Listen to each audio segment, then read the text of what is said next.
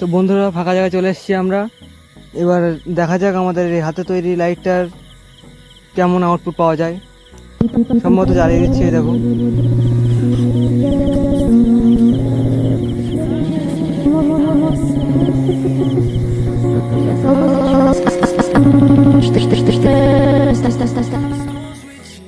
চলে এলাম আমাদের টেবিলের ওপর।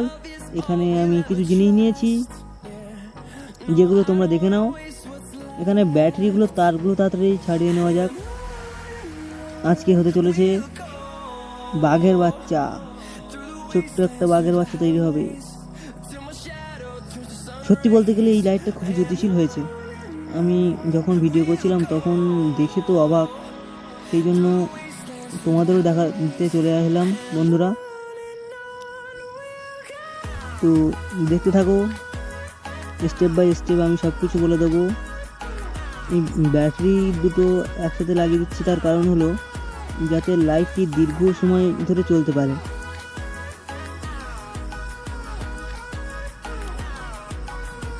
সুইচের ওপর তারগুলো খুব ভালোভাবে লাগিয়ে নিতে হবে।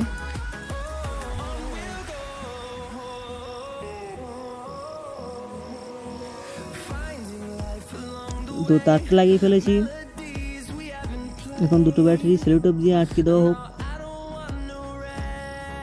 এই প্রজেক্টটি তৈরি করতে কিন্তু আমার মেহনত খুবই বেশি লেগেছে।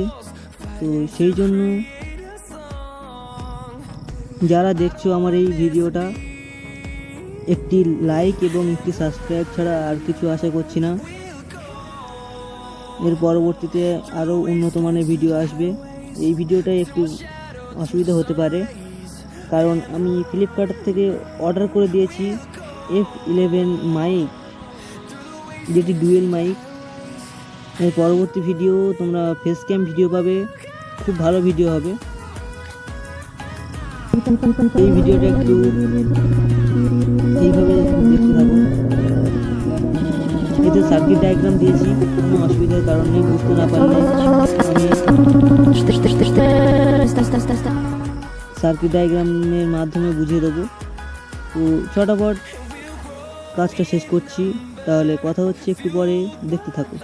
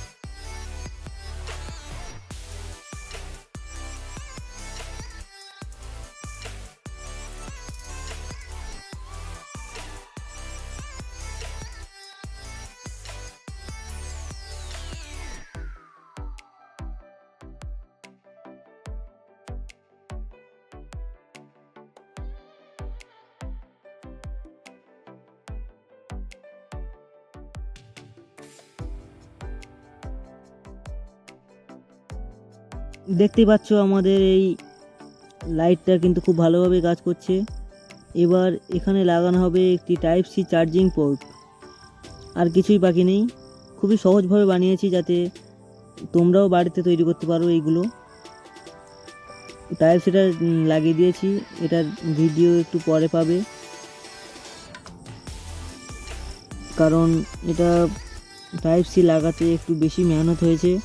এর কোনো অন্য ভিডিওতে আমি দেখিয়ে দেবো কীভাবে টাইপ সি পোর্টটা লাগিয়েছি। তো বন্ধুরা, ফাঁকা জায়গায় চলে এসেছি আমরা। এবার দেখা যাক আমাদের এই হাতে তৈরি লাইটটার কেমন আউটপুট পাওয়া যায়। সম্ভবত জ্বালিয়ে দিচ্ছি, এই দেখো।